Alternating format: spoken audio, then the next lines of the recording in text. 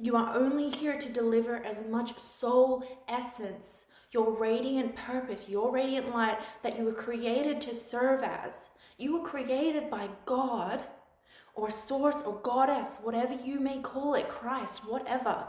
You were created by that force to deliver something specific. That's why you're a specific, unique being. And your incarnation is one of a string of many. And it is our attachment to our physical vessel and our physical survival, that survival response, fear response, that gets in the way of you living fully. Imagine if Charlie had said, "No, I'm afraid I'm not going to speak." Imagine the less of a positive impact he would have made on the world. And imagine the less of a positive impact I would make on the world if I said, "Okay, I'll do what you want for the rest of my life," to those people. And imagine who I would have become if I had stayed in my attachment. And when I left, the message from my spirit guides was, you cannot be who you came here to be if you stay attached to them.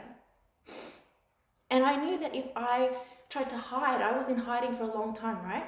But if I tried to hide in my life, I wouldn't be able to fulfill my soul purpose. So when I made the decision to actively be public about this, I was making a decision of, if I die, then I die. If they come for me, then they do.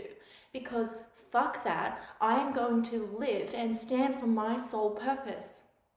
And I have made great positive impact because of that choice.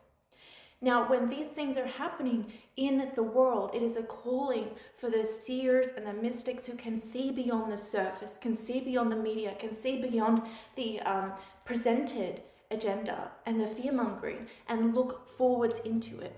It is a calling for women to bleed unto the earth and remember their magic. It is a calling for the divine masculine to rise and remember his power.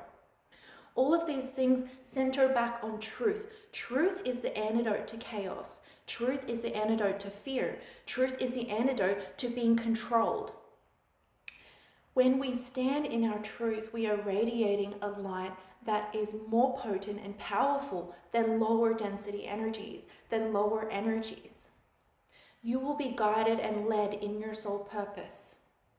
So what we can take from the state of the world right now is, what are you doing to live your soul purpose?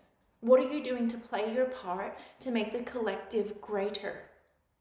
There are many things in all of these situations that you as an individual may not be able to control. You certainly cannot control if you do end up in some sort of life or death situation. The only thing you can control is what you are doing with your soul's light here on this earth now. And this is why it is important to ignore this fear and for us to rise up and speak as I am speaking now. Speak unto yourself, away from fear. Speak with authority and sovereignty over that.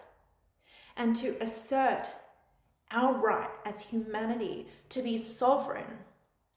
Collectively, as we each do our soul purpose, as we each claim that power and we stand in it, we recreate the temples of soul essence light that are here to be reborn and to focus our energy. We create the power of the divine masculine to come back to the earth. We create the power of the divine feminine to rise. We create unity. And in our unity, we become unstoppable. So many of us have been sleeping and we wander around with these situations like, what am I going to do? Like, I can't change anything, la la la.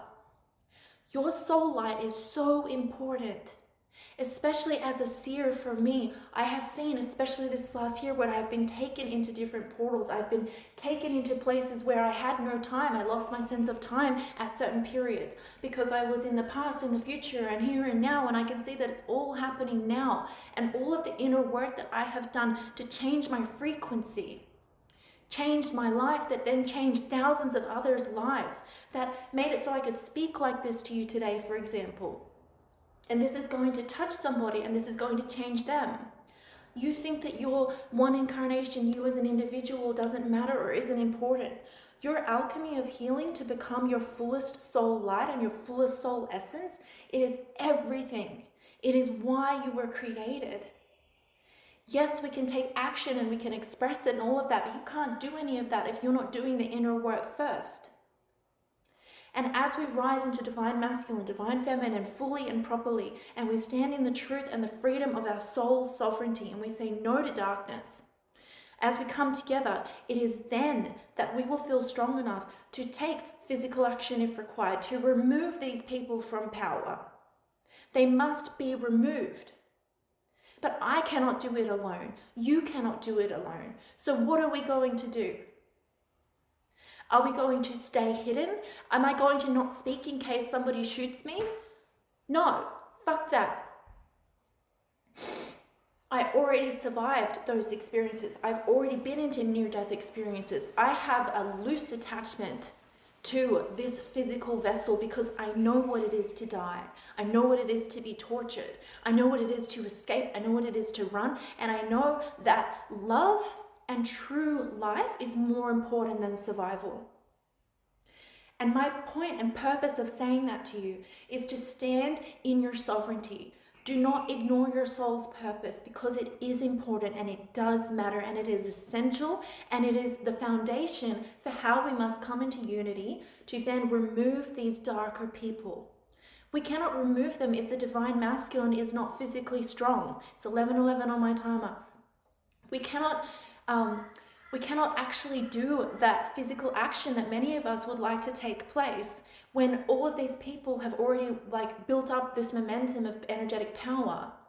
We have to build up our momentum of energetic power, then we come together, then we create a world of unity. And it is not a spiritual concept, it is not an abstract concept, especially survivors of that darkness will tell you it is fucking real. So do your fucking soul purpose, because your light and your legacy is important for your future sons and daughters and for everybody to be free. Your life is not just about you. Who are you to squash that light that God created? It is yours, ours, we are one.